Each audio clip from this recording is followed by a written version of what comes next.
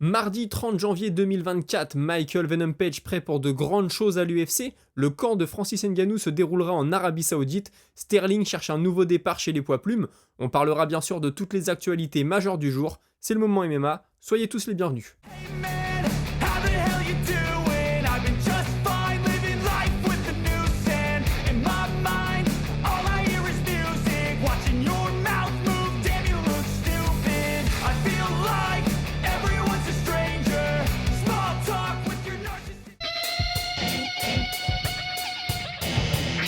Dricus du Plessis s'est dit très touché par l'accueil qui lui a été donné à son retour chez lui en Afrique du Sud. Il est aussi revenu sur ses débuts et son premier gros souvenir, à savoir sa victoire au championnat du monde WAKO en Slovaquie. C'est à ce moment-là qu'il s'est rendu compte qu'il était au niveau des meilleurs, expliquant que l'Afrique du Sud étant assez isolée du reste du monde, les combattants n'ont pas souvent, voire jamais l'occasion de se confronter à des adversaires étrangers, à l'inverse des Européens qui en quelques heures de train peuvent participer à des compétitions internationales.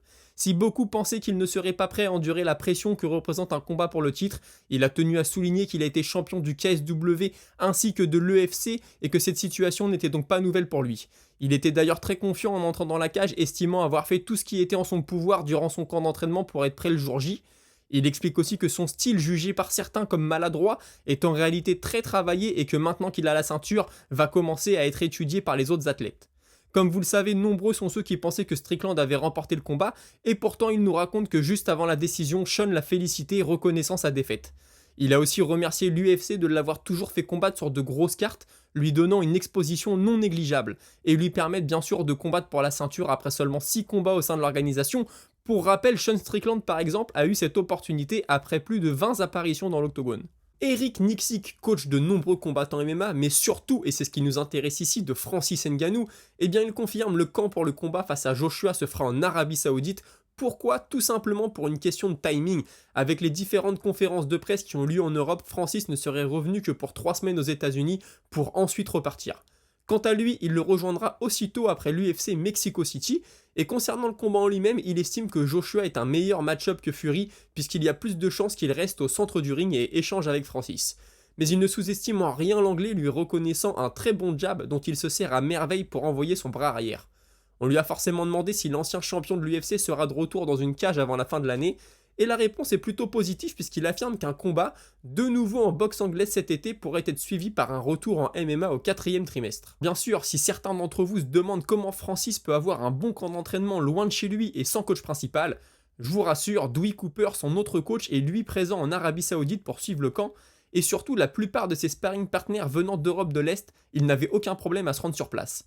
Concernant la perte du titre de Sean Strickland, il explique qu'à la fin du 2e round, il a demandé à Sean de faire quelques ajustements, notamment de mieux gérer la distance, d'empêcher Dricus de rentrer avec ses enchaînements, mais aussi de ne pas travailler qu'à la tête et surtout d'envoyer les jambes pour montrer au juge un peu plus que son jab.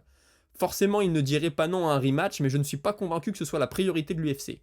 Cette même soirée, un autre de ses combattants, Chris Curtis, s'est imposé, lui, face à Marc-André Barriault, combattant local. Combat qui a été assez critiqué d'ailleurs. On a par exemple Dominique Cruz, j'en ai déjà parlé, qui a parlé de sparring et non pas de combat. Et là-dessus, Nicksick rebondit en disant que si les gens ont eu cette impression, c'est tout simplement parce que Curtis s'est rendu le combat facile. Concernant les sifflets du public, il y était préparé, ayant même dit à son combattant que si les gens sifflaient, c'était bon signe pour lui puisqu'ils étaient venus pour soutenir son adversaire. Comme vous le savez, Michael Venom Page a signé à l'UFC et affrontera Kevin Holland à l'UFC Miami. Il a confié à Sky Sport que par le passé, il avait déjà eu des conversations avec l'UFC, mais qu'à chaque fois, il était déjà engagé avec le Bellator. Mais cette fois, tout était aligné et ça a abouti à un contrat de 6 combats. Cependant, il n'y a pas de temps à perdre et il a tout de suite voulu affronter un gros nom. Holland n'était pas le seul dans la discussion, mais c'était le premier choix de l'UFC. Adversaire qu'il juge dangereux, ayant terminé ses combats de diverses manières, sur le dos face à Jacare, de nombreux KO bien sûr, et dernièrement une soumission sur Michael Chiesa. Leon Edwards est le champion de sa catégorie, et même s'il assure ne rien avoir contre lui, il est prêt à l'affronter, bien conscient que le retentissement de ce combat serait énorme, surtout en Angleterre. Aljamain Sterling estime que ses performances étaient en baisse en poids coq et que la montée en plume va lui permettre d'être plus actif. Il a aussi confié être autour des 78 kg lorsqu'il n'est pas en camp d'entraînement. Comme déjà dit, il voulait affronter Max Holloway, mais l'UFC avait d'autres plans pour l'Hawaïen. 4 noms lui ont donc été proposés et Qatar étant le mieux classé, son choix s'est naturellement porté sur lui. Et il insiste, une grosse performance peut selon lui ouvrir les portes du combat pour le titre. Enfin, à 34 ans, même si le gros de sa carrière est derrière lui, il estime avoir encore 6 gros combats en réserve, même s'il n'a pas encore décidé du moment de sa retraite. Je vous disais hier que Superlek avait matraqué la jambe de Takeru, et bien écoutez, voici la photo de la jambe, ça met encore plus en avant le courage du japonais qui a continué à avancer même à la fin des 5 rounds. Il était toujours sur la marche avant alors qu'il se faisait détruire la jambe, et quelle puissance de jambe de Superlek, franchement c'est impressionnant. Muhammad Mokaev voudrait un combat de grappling contre Demetrius Johnson, qu'il juge comme étant la légende. C'est vrai que c'est la légende dans la catégorie chez les flyweight. On peut difficilement faire mieux. Il a été pound for pound, numéro 1 pound for pound pendant des années. Et Mokaev estime vouloir se tester contre les meilleurs. Alors c'est un peu une mode d'avoir les gars du MMA qui vont en grappling parfois pour s'affronter entre eux, parfois pour affronter des gars du grappling. Je pense à Sterling qui a été affronté Hooper il y a peu, puis il avait fait un combat juste avant ça. C'est intéressant, c'est beau à voir, ça met en lumière en plus le sport, le grappling, le JJB. Demetrius Johnson, il a pris sa retraite du MMA, mais il continue à aller en compétition. Je crois qu'il est ceinture marron, il n'y a pas très longtemps, il a mis des photos. Il est en compétition, alors lui, il avait le gi, il est en JJB, mais c'est toujours quelque chose de très intéressant. J'espère qu'on pourra voir ça. Alors après, Mokaev, il est pas loin d'une chance pour la ceinture. Alors est-ce qu'il va prendre le risque d'aller se blesser, soit dans un camp d'entraînement pour le grappling, soit le jour de la compétition? Ça peut arriver. Alors parfois, les règlements sont un peu différents. Chez Aljamain Sterling, dans son combat contre Hooper, il y avait une clause comme quoi il n'y avait pas le droit aux clés de cheville ou clés de genou, parce que ça peut occasionner beaucoup de dommages, beaucoup de blessures. Donc je sais pas, mais j'espère qu'on verra ce combat un jour. Vous le savez, nombreux sont ceux qui pensent que Khamzat Chimaev ne devrait pas tout de suite accéder à un combat pour le titre. Et Bonical en fait partie, mais voilà, il pense que ça va venir, il pense que le prochain combat de Khamzat ce sera pour le titre, et il dit même moi j'ai combattu plus de poids moyens que lui. Bon, c'est une petite blague, et puis Bonical il sait qu'il a les faveurs de l'UFC, donc s'il peut avoir ce combat, alors je pense pas qu'il aura ce combat tout de suite, forcément, mais si ça peut le pousser à monter rapidement dans les rankings, il est aussi très intelligent, Bonical, il utilise très bien les réseaux sociaux, et là c'est une sortie qu'il fait sur sa chaîne YouTube, il dit voilà, Chimaev il a pas battu de poids moyens, moi j'ai battu des poids moyens, puis lui il va avoir un combat pour le titre. Bon écoutez, c'est un débat sans fin, de toute façon je pense que l'UFC a donné sa parole à Chimaev, et les choses sont parties pour qu'il ait le droit à son combat pour le titre. Henry Cerudo va affronter Merab Dvalishvili prochainement, vous le savez, et c'est à l'UFC 298, donc c'est le prochain UFC qui arrive, le prochain pay-per-view, et voilà, il a déclaré que s'il perdait ce combat, c'était sûrement la fin pour lui, il allait prendre sa retraite.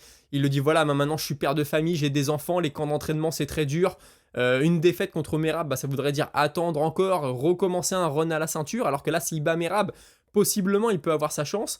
Donc je peux comprendre au point où il est dans sa carrière, ancien double champion, ça peut être compliqué de repartir maintenant pour un run de plusieurs combats à la ceinture. Je suis tombé sur une info intéressante concernant Israel Adesanya. Voilà, ça parle de sa carrière entre 2019 et 2023. Il a eu 11 combats pour le titre. Il a été main event de 10 pay-per-view. Il a défendu son... Il a gagné 8 combats pour le titre. Il a défendu 5 fois ses ceintures. Et il a été 2 fois champion des poids moyens. Donc voilà, Israel Adesanya, c'est vrai que ça a été court. Ça a été très court, 4 ans. Mais en 4 ans, on l'a beaucoup vu. Il a été ultra actif. Il a beaucoup défendu ses ceintures. Très belle carrière, il est revenu de défaite, il avait perdu contre Blachowicz, ensuite il a perdu contre Pereira, il est toujours revenu. Je peux comprendre qu'à un moment le corps et le mental ont dit stop. Michael Chandler et Conor McGregor, c'est la saga du moment, on en parle tous les jours, et là il y a eu quelque chose d'assez drôle. On a Michael Chandler qui dit ah ok je comprends, McGregor il revient d'une blessure, mais bon maintenant pourquoi est-ce qu'il combattrait pas, ça fait 2 ans et demi, pourquoi on ferait pas ça à l'UFC 300, et il lui dit ouais sors de ton yacht. Et McGregor lui répond seulement il y a un gym dans le yacht. J'ai trouvé ça très marrant, c'est du grand McGregor. Pas besoin de s'étaler sur le sujet, ça m'a fait sourire. Vous savez, je vous parlais hier du changement de règles. Et on a un des dirigeants de la commission athlétique de Californie qui était chez Ariel Helwani et qui expliquait que cette histoire, vous savez, de genou, coup de genou sur un adversaire qui est au sol, est-ce que avoir 2 pieds plus un doigt de main au sol, ça représente 3 points d'appui? Et il l'explique, il dit voilà, c'est nous qui avons introduit cette règle, c'est nous qui avons un peu foutu le bazar, donc c'est à nous de réparer ça, et je pense qu'il faut faire quelque chose, donc on va dans le bon sens et je suis très satisfait de ça. Enfin, je vous montre la photo de Michael Venom Page dans son ensemble Venom pour l'UFC. La photo, elle tourne partout. Je comprends pas trop pourquoi tout le monde s'enflamme pour ça. Alors, je sais que les débuts de Michael Venom Page à l'UFC, c'était très attendu depuis des années. Mais la photo, j'arrête pas de la voir passer comme si c'était un événement. Bon, voilà, Michael Venom Page a signé à l'UFC. On le sait, on le verra. On le verra dans la cage très prochainement à l'UFC 299. Mais c'est marrant, la photo, on la voit partout. Donc, je vous la montre au cas où vous l'auriez loupé, mais ça m'étonnerait. On a Khamzat Chimaev et le Lazy King qui était à l'entraînement avec Clément Marcoux. Alors je pensais pas que Chimaev viendrait s'entraîner comme ça en France. Je pense que c'était en France en tout cas, ou peut-être que je dis une bêtise, mais Mais ça m'a étonné, j'ai voulu vous le montrer. Tout le monde va en sortir grandi, hein, surtout le Lazy King et Clément Marcoux qui vont avoir appris auprès de Chimaev. Très très intéressant. Et puis si Chimaev est venu, c'est qu'il pense lui aussi avoir sûrement quelque chose à apprendre en venant ici. Et enfin, puisqu'on parle de duo, Benoît Saint-Denis et Saladin Parnasse qui se sont entraînés ensemble. Alors je sais pas s'ils vont faire tout le camp d'entraînement ensemble ou pas, mais c'est pareil, hein, c'est l'élite des combattants français et de les voir s'entraîner ensemble, c'est forcément très encourageant pour la suite. On a fait le tour de l'actualité pour aujourd'hui, je vous propose de passer à la Minute Auditeur.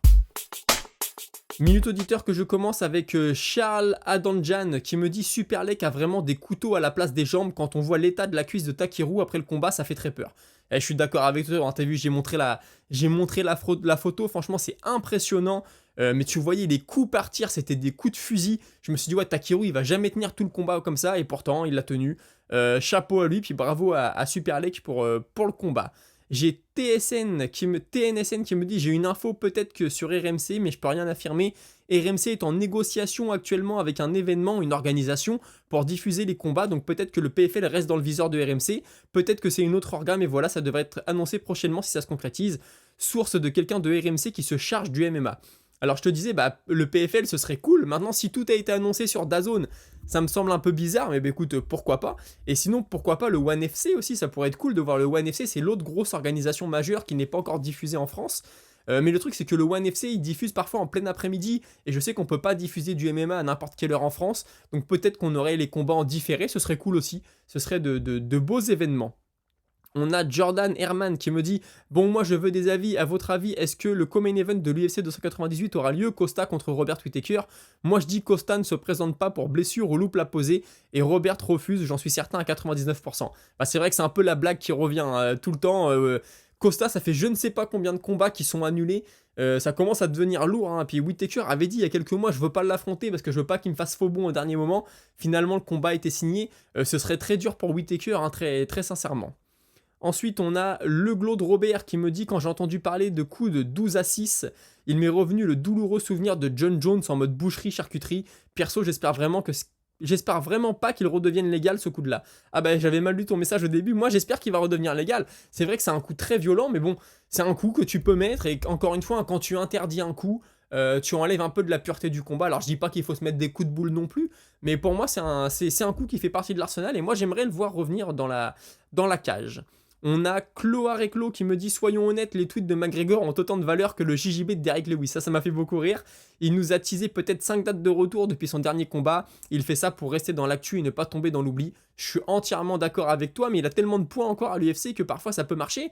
Et ce serait tellement décevant qu'il soit main event de l'UFC 300. Son combat m'intéresse autant que Holly Holmes contre Kayla Harrison. Et en plus, pas trop logique niveau business, l'UFC vendra bien sa carte 300 sans Conor. Et il servira, s'il revient un jour, à faire un pay-per-view au succès garanti sans forcément être obligé de monter une grosse carte. Oui, c'était l'argument de Dana White, de dire Conor McGregor, on se le laisse sur le côté pour une autre carte, mais l'UFC 300 n'a pas besoin de Conor.